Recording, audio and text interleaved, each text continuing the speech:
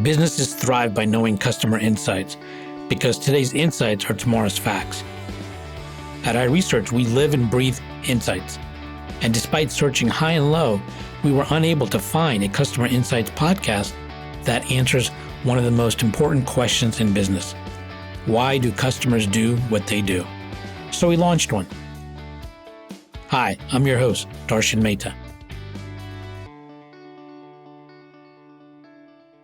In this episode, I'd like to introduce Joseph Michelli. He's the Chief Executive Officer of the Michelli Experience. For over 25 years, Joseph has been helping leaders attract and engage customers. He is also an internationally sought-after best-selling author, speaker, psychologist, and organizational consultant who transfers his knowledge of exceptional business practices in ways that develop joyful and productive workspaces with a focus on customer experience. His latest book is Stronger Than Adversity. World-class leaders share pandemic-tested lessons on thriving during the toughest challenges. He discusses the leadership lessons needed to thrive beyond the greatest business crisis in modern history, COVID. Welcome, Joseph. How are you today? I'm great, Darshan. I'm so glad to be here. I listened to the show, and so I'm eager to be here. Well, I'm looking forward to talking to you and learning about your aha moments. And as we get started, let's talk about the journey you've had from being a radio show host to a practicing psychologist and to becoming a customer experience professional. Yeah, I keep reinventing myself. Sooner or later, I'm going to figure out something I can do for a living. I started, I won a contest when I was 13 from a radio station. It was a call-in contest, and I called in and I won the prize, and I got to go to the radio station to pick it up. And the station manager gave me a tour, and he said, "Kid, if you really like this, and you come back with your broadcast license, I'll give you a job." All of 13, I didn't realize I had to take a bunch of tests and learn all these kinds of things back in the day when the FCC had to give you a license to broadcast. So I took the tests. I failed one of the parts of the test, had to repeat the test 6 months later. My parents are driving me hours to take these tests. And then I got the license at 13 and a half. And I ran over to the radio station and I showed it to Martin Nonhoff, the general manager, and said, "I'm ready to work." And lo and behold, he honored his commitment and found this very teeny little on-air job for me that parlayed into something I did throughout high school. I did as my source of revenue during college. And then I put it aside for a good chunk of time during graduate school, did my psychology thing, and came back and did some talk radio in Colorado Springs for about a decade. But for the most part, really, once I hit graduate school, I realized my profession was going to be something different. And that's what I've pursued since. Nice. I think you were kind of joking at the beginning about, learning to find something you want, but I think that's part of might have what helped your path is being genuinely curious. Is that true? I think so. And I love the folks on AHA here. So I had a couple of thoughts about my AHAs in those transitions. One is I stayed in touch with Martin Nonhoff to this day. He's a very senior gentleman who, who just lived up to his word. He made a commitment to somebody. I aspired to fill that commitment, and he stood by it. And I think for me, it was a big aha moment in my life that's what integrity is, doing the right thing, even when it may not be all that convenient for you. So that was huge for me. I think I've always been curious. That is definitely an aha moment. And I've also not been willing to just stay in a trajectory that I didn't think fueled my soul. So I loved radio. I loved entertaining. That's all fun and fine. But there was something about really moving lives forward and making the world better that really wasn't where I wanted to be stuck doing talk radio for the rest of my life. Is that something you just think you had naturally, that sense of curiosity? Or is there something, that pivotal moment that you realize that, hey, this is what really drives you or what fuels your curiosity? I think probably all of us are innately curious. I think some of us probably are innately artistic in some ways or creative.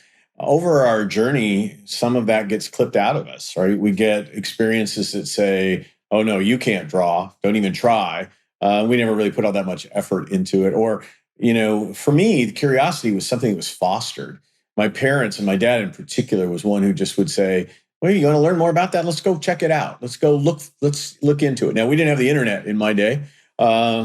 So, you'd literally have to you'd go to the library and research it or look in our encyclopedias to find out about it. And I think it opened up a world beyond my small town. And I got very fascinated by all the things that lived outside of my day-to-day experience. When I talk about curious, I think I'm also talking about willing to change. I think that's part of being a bit curious. But I think you'll know that a lot of people, I think you will agree, don't like change. But I think this is kind of interesting because this is one of the things I think we're going to be talking about at your book, and how do you really survive adversity? And part of that is being willing to change. Isn't that true? Yeah, and I think ultimately growth mindset is a great predictor of your lifelong success and your ability to get a lesson out of adversity.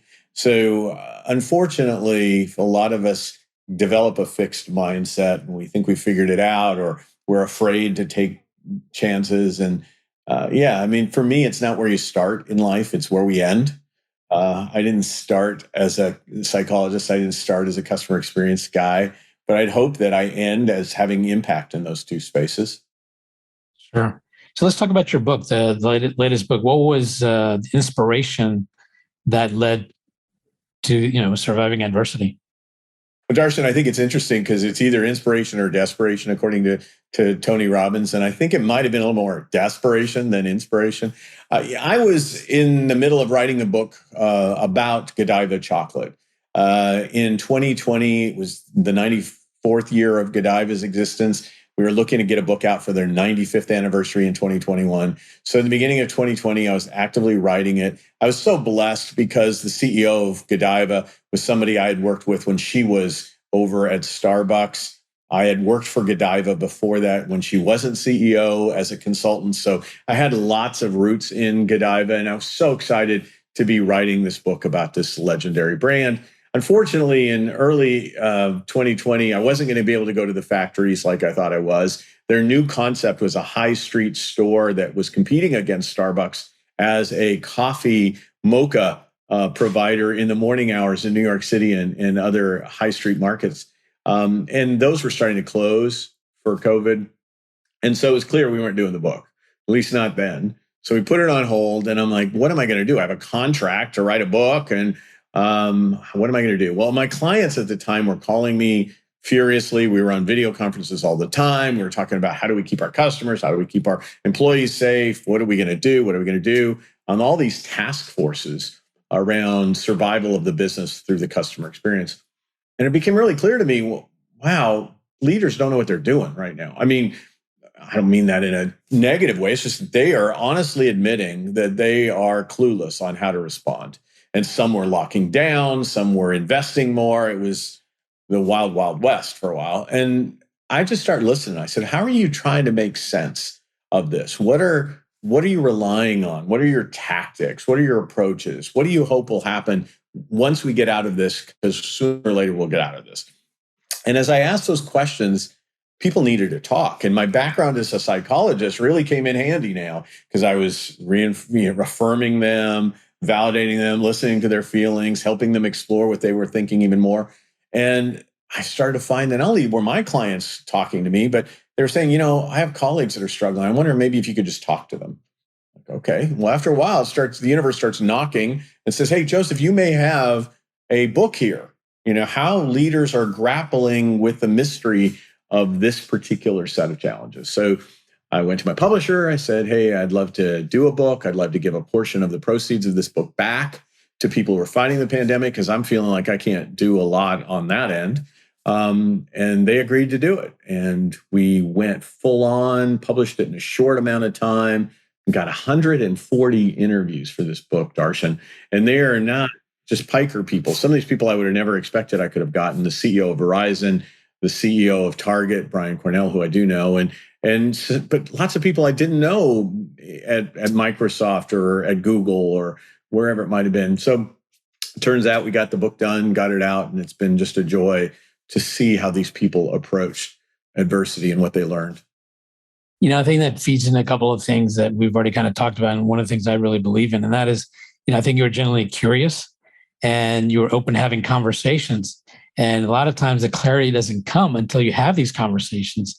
And it sounds like you had clarity and you could see this was going on. And I'm curious, when you're having these conversations, were there certain types of leaders with certain characteristics that started having clarity sooner as this, dealing with the crisis was unfolding?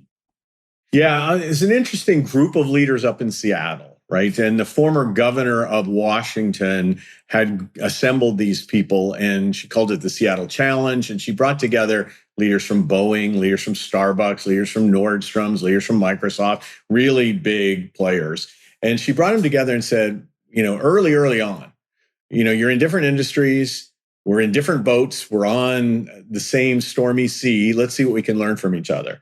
And what they learned is that Starbucks was getting a head start on some of this stuff because they were in China and having to deal with closures in China before the wave started to crash into the United States, which was really helpful for someone that may have had a brand locally. There was a little winery up there that didn't have that opportunity, but was in that challenge. And so they were learning, how might we deal with our tasting rooms given what Starbucks is learning about behavior in China.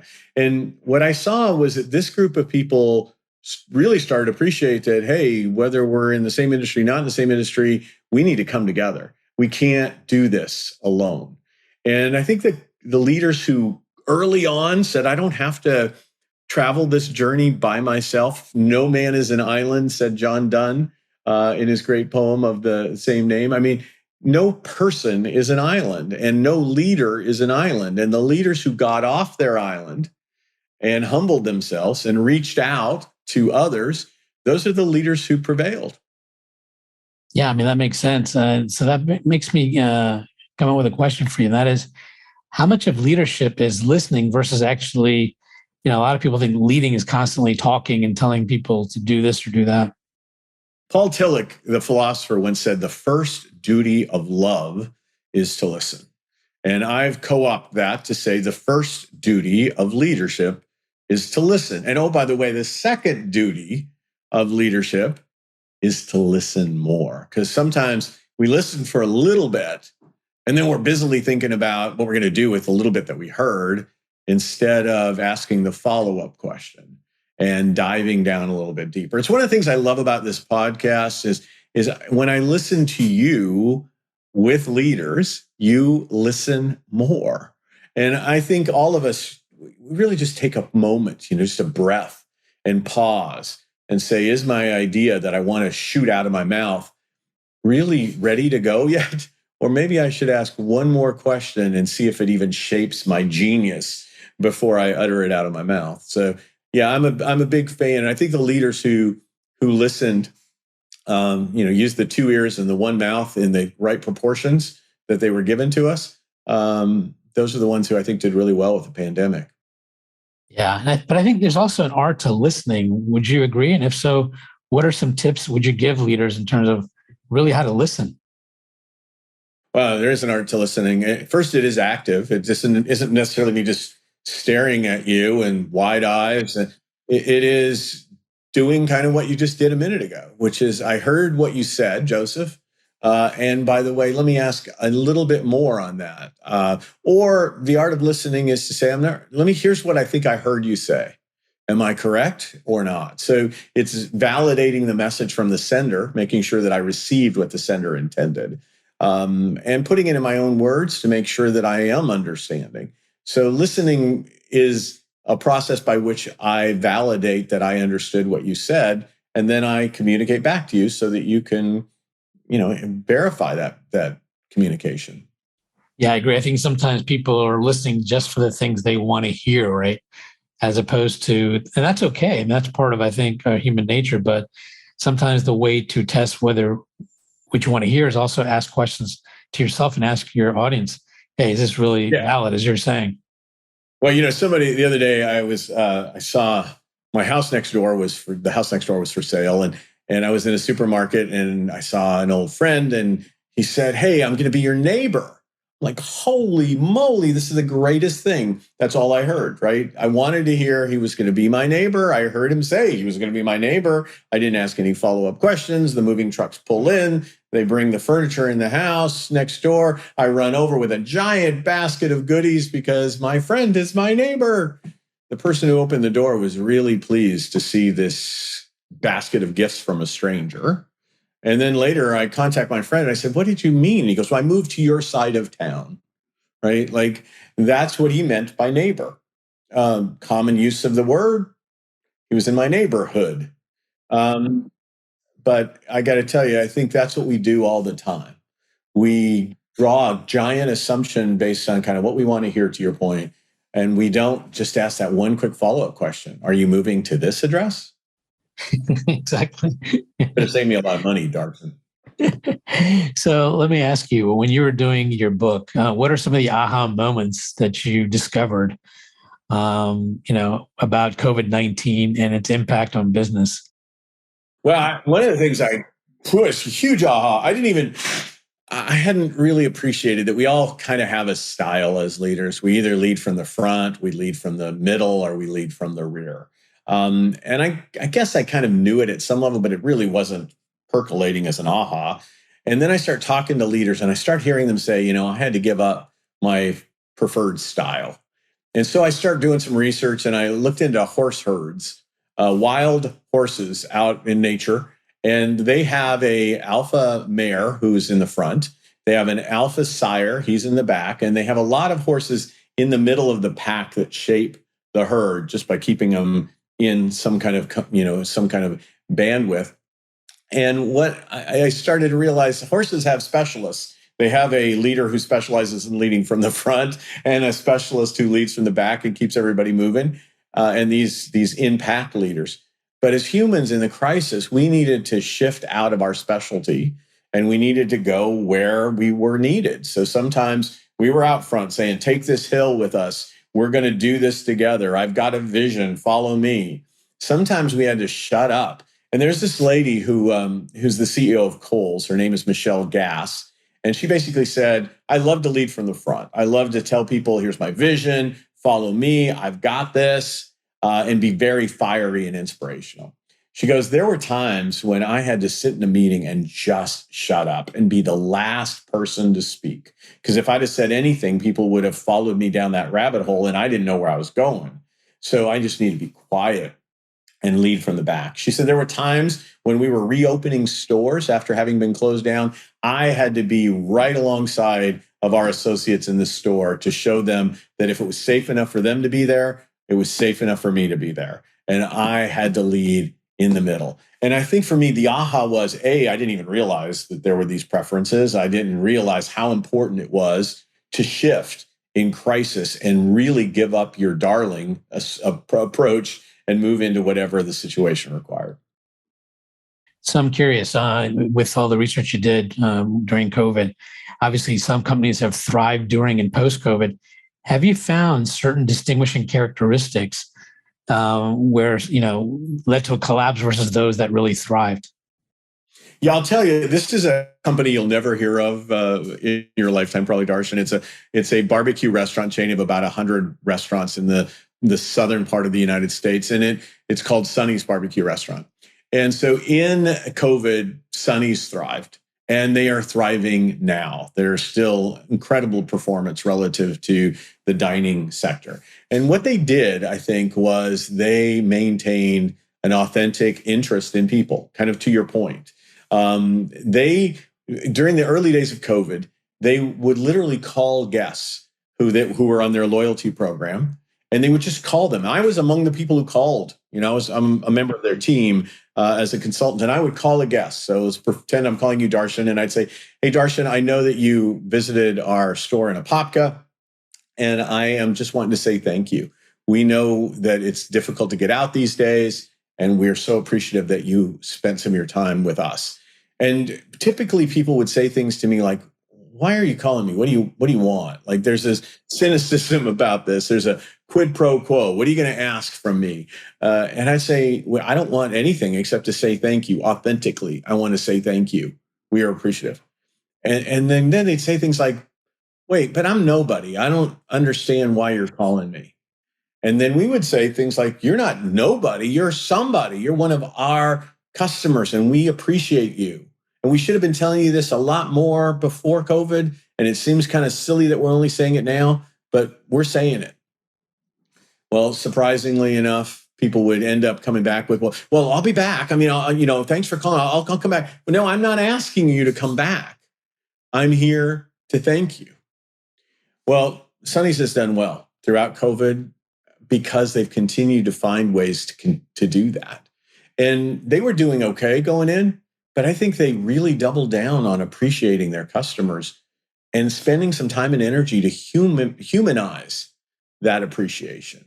So I think they're positioned well. They're performing exceptionally in the market right now because they're really focused on appreciation.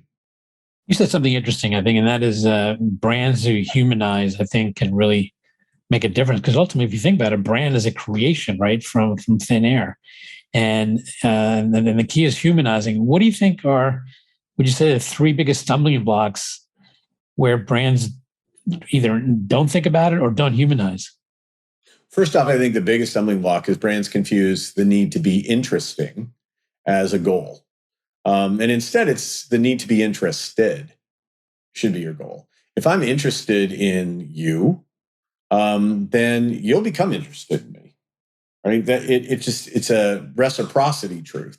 But if you focus on, hey, look at me, I'm interesting. Look at me doing these wild and crazy, wacky things. It's the Joseph show, and that really is kind of a tarnish to brands. Now, I'm not saying that there aren't a lot of people on social media who are jumping up and down, doing wild things, getting a lot of attention, but their brands are pretty shallow, and people will turn on them in a quick second. If I continue to help you rise up, show an authentic interest in you, then I'm much more of an interesting brand. And the other thing I would say is that the whole point of this is to make other people successful.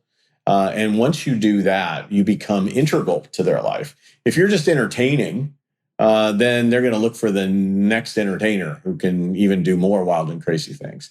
If you're really creating value and helping them succeed, they're going to be a little reluctant to jump ship until they know somebody else can help them succeed more, or they have to pay less and succeed the same. So I think those are two of the big stumbling blocks.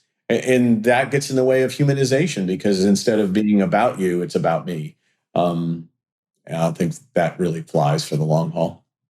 You know what's interesting about that, and I'm not trying to be funny, but it's going to be a little bit, is I think being interested is, again, going back to what we talked about earlier, which is curiosity and listening, right? Yeah, I think it is. It's the reality of it. I mean, look, there's a book written many years ago called The Rise of Selfishness in America. And it was just a fascinating book. James Lincoln Collier, I think, was the guy who wrote it.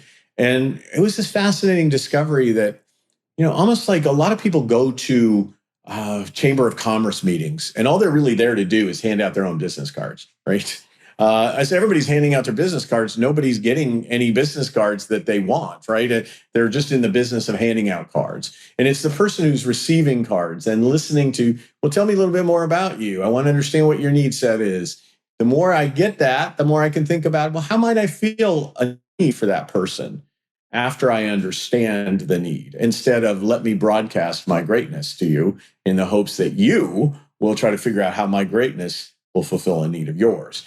And I think that's secret super sauce and an aha moment that I've come upon in my life. And it's really been the method of my success. It's not tactical. I don't go into situations going, I'm going to demonstrate interest just so that I can mercenarily get what I want. I just like getting to know people. And as I get to know them, sometimes they have needs that I know I can fill, or if I can't, I know somebody who can. It's that line that says, it's not what you know, it's who you know. And I kind of believe it's what you know about who you know. Because if you know something about a bunch of people, then you can help them come together in community. If you just know a bunch of people and you don't know much about them, you can't do much. Yeah, and I think it's quite interesting what you're saying. And a lot of times people think of market research as something very, complex or I retire. But if you think about it, it's just structured curiosity, right? Yeah. And I think it's just being genuinely curious. It comes through versus just doing it just ingenuously. But so I think that can make a big difference for sure. I'm curious, are there certain brands or brand that stands out in your mind that does a really good job of humanizing? Well, I have been a believer for the longest time that it's the Ritz-Carlton Hotel Company. And having worked with them for a long time, I think that they select ladies and gentlemen of the Ritz-Carlton who are capable of creating human connections. So their selection process is based on the notion that if you don't have that in you, no amount of our training is going to put in what God left out. So I think they do a very good job of selecting for people who have a natural set of skills to be able to be human and in human relationships, attentive to the needs of others. That said, they then train them, and they train them every day that they're on the job. They train them through the daily lineup where they have ongoing conversations of how can we do this? Tell me great stories. Let's use the stories that are happening in our buildings to inspire one another on how you might play a higher level of humanity in their day-to-day life. So I think that that's a big part of it. They've defined what the human experience should look like. So every individual at the Ritz-Carlton is trying to create the home of a loving parent. The job shouldn't be just to provide a nice service. You should nurture people like a loving parent would nurture them. So when you show up on property, the humanity of the experience is that I will anticipate your needs just like a good mama or a good dad would have done. And I'm going to address those needs, the ones that are stated by you and the ones that I observe that you may have never mentioned. My mom was so good at making sure my favorite foods were in our refrigerator. I didn't have to go and ask her every day. They were just there because she knew. So she observed me. She had her antenna on, her radar up, and she executed against what she observed. Have you found, are there 3 actionable steps that companies could take to identify these kind of people when they're actually recruiting and hiring?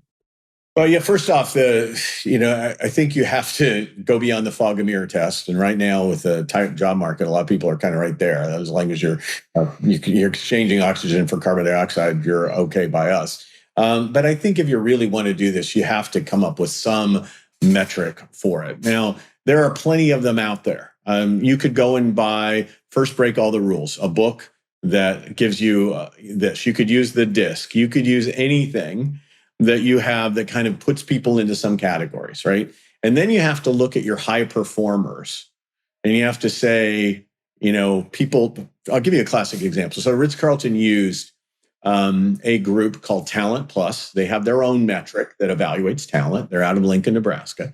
And basically what they did is they said, who are the high performers at the front, in the front desk at a Ritz-Carlton? And on this metric, the scale has things like empathy. Are you high empathy relative to others? Medium empathy, low empathy, high problem solving, low problem solving. Just get something that gives you some dimensions you think might be relevant. Now, intuitively, they thought, well, people at the front desk have to have high empathy. But the high performers didn't. The high performers at a Ritz-Carlton front desk were super problem solvers. They were less about, how did it feel? Oh my gosh, I feel your pain, right? They didn't have time to feel all that pain. And frankly, if they felt all that pain, they'd get burnt out because there's so much pain coming through the front door. What they needed was, when did this start? What did it sound like? Tell me more.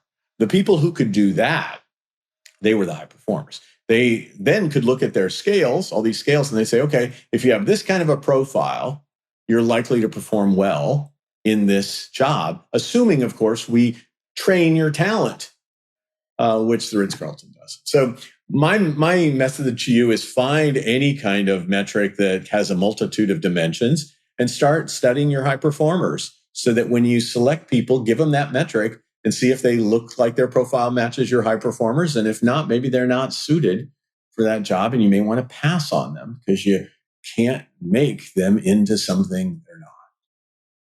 It sounds like what you're looking for is people that are much more solution oriented versus just dwelling in the problem, because we're all going to have problems. It's someone who actually tries to dissect it and becomes solution oriented. I have a feeling that's similar to what you probably found in your book related to dealing with the pandemic as well, right?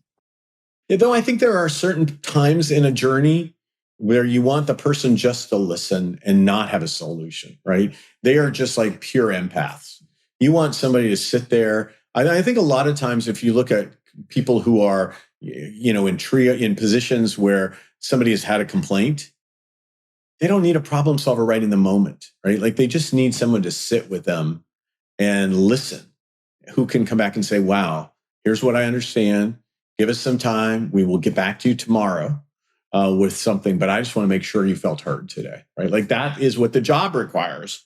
Now, that person may run over to a problem solver who says, okay, here's what happened. What are our solutions? A problem solver comes up with 50 different options, and this person goes back to them and tells them. So I think we just need to understand what are the critical competencies of different job roles.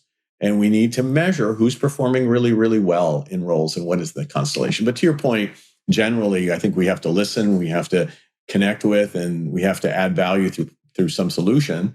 And then I think we have to do just a little bit more than what people expect if we want them to be loyal to our brand. What would you say is the difference or versus customer satisfaction and delight? Well, that was a tee in right there, boy. You talk about good listening and a great follow-up question. So if you get to that point where you have listened and you have connected with them emotionally, I talk about this: listen, empathize, add value, and delight. So if you've done the other three, the listen, empathize and add value, then the question is, can we do just a little bit more? So for me, satisfaction is meeting expectations. Delight is exceeding expectations. Satisfaction is a cognitive variable, weighing what I spent, weighing what I went through. Am I more satisfied or more dissatisfied, right? Like my intellect is being the decision maker, the frontal cortex of my brain. Delight is emotional. Boom, in my chest. I feel it. It's been activated through my limbic system in my brain. Essentially, it's that wow moment, the emotive moment. So delight is something that says, you did more than I expected, and it kind of caught me by surprise, and that surprise triggered my emotional system, or it touched me. It was so sweet or fond or kind, touched me, so thoughtful. It was so personal. And wow, thank you. And so that's the distinction. It's the difference between just intellectual calculation and an emotionally driven response, often predicated on doing a little more. Have you found a way to train people to look for this emotional, mixing in the emotional part with every customer experience? Yeah, so it starts with, what do we want people to feel? Right? Sometimes we want people to feel nurtured, like Ritz-Carlton wants you to feel nurtured. So everything we do when we're going for emotion should be something that makes you go, wow, mama packed me a lunch, right? It was so that kind of feeling. Whereas another kind of setting might be that we want you to feel important. So at the Pike Place Fish Market, we're not trying to nurture you. We're trying to say, you are so important, we're going to do it your way. Let's do it your way. And it has less of that nurturance thing as like, wow, there's a VIP in the audience and they're standing in front of me right now. And I want to give you that sense of cool to be with you. And so once we understand what the outcome we want a brand to be known for, the branded emotional experience, then we start teaching people what might you have done to increase the probability they would have felt it in this moment. And just put them in, just hypotheticals. What else could you have done without spending too much money, right? Could it have taken a moment just to write a thank you note? Could it have, taken a little more, asking a few more questions about where they were going to go? Asking them a little more about their background. Wow, I'm in the presence of this VIP. What would you say to a very important person you met for the first time? So yeah, it's really at first understanding the destination, and then it's helping people improvise ideas that could increase the likelihood that emotion would be affected at various moments in the customer journey. What area of customer experience would you like to delve into more, and why?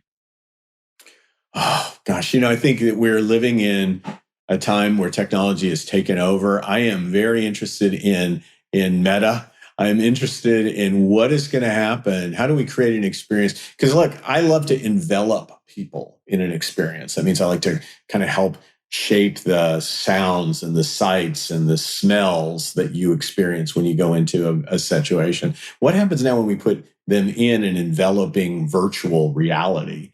What are we going to be? How are we going to leverage that technology to supplement human experiences as opposed to replace them? I hope people still go play golf and they won't just play golf with a headset on, right? So how do we integrate maybe some headset stuff while they're out playing golf? I mean, I'm just really fascinated by it. I'm not anywhere down the road on it. I just think there's a burgeoning technology here that we have to understand. Are there any brands that stand out right now that are doing some interesting things in this area? Oh, there's a lot of brands on the immersive and interactive space. I was interviewed not too long ago for an article in the Boston Globe, and we were just looking at all of the technologies and the interfaces. There's here in Disney. I live in Florida, so just across the way from me in Orlando, in Disney World, they've got a Star Wars adventure hotel scene where you come in, you're using visual, you're using virtual reality as well as augmented reality experiences. People are in character. There's an interface between the virtual and the real world, the augmented world.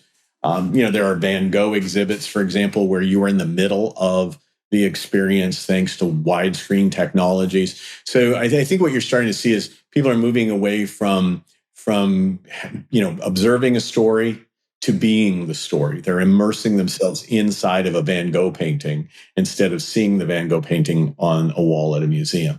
So I think that's what I'm fascinated by, and I see a lot of brands making headway in that space. Interesting. Who in the world of customer experience would you love to have lunch with, and why? Wow, I think, sorry to say this, but I pretty much have had lunch with everybody I want to. It's been such a blessing. And, when I came up, Joe Pine was the dude. He had just written a book called The Experience Economy. And I was just enamored by their thinking. He and James Gilmore, economists who had a real perspective on how the world had evolved from taking things out of the earth to making things that were taken out of the earth to serving people the things that have been taken out of the earth to staging experiences. So he was the guy. And so since then, I've had my lunches with him and had many conversations with him. So it's about as far as I have ever wanted to go. I mean, and there's a guy right now who's doing some crazy things. Zamir Kassam, doing great things in the jewelry space. Just called him the other day and he was kind enough to give me some time. So that's part of the curiosity, right? When I am curious, I reach out. Sometimes people turn me down, but over time, normally it all works out. Yeah, I think most people are willing to. It depends on how you approach them. But I think since COVID, a lot of people are much more open to listening and meeting new people and trying different things, which is an exciting time. It is. It really is. And I just think, why not ask? You're already at no. Right? Yeah, exactly. Yeah. You're not going to get more no than you already are at. So maybe sometimes you'll get maybe, sometimes you'll get yes. And, the first book I did about Starbucks, to actually get a foothold in, I mean, I'd written a book about the Pike Place Market, and the first Starbucks store modeled itself after the Pike Place Market. But suffice it to say, to get any kind of foothold in, I had to go through a customer service number on the back of my loyalty card. So, but it's been a wonderful ride ever since they said yes to me. So, yeah, I just don't think that there's anybody out there that I haven't wanted to speak to that I haven't asked and has been kind enough to give me time. Well, that's great. I can tell. I think you and I could talk for a lot longer now, but I appreciate the time today to talk to me and share, your journey as well as these aha moments and what you've learned and where you kind of see things headed. And I look forward to having another conversation with you as well. Darshan, thanks for the positivity and for teaching us all lessons and your curiosity that avails us to learn so much from so many. Well, you're very kind. Thank you very much. Thank you. Getting to AHA was brought to you by iResearch. To find out more about us, head to iResearch.com and make sure to search for Getting to AHA in Apple Podcasts, Spotify, and anywhere else podcasts are found.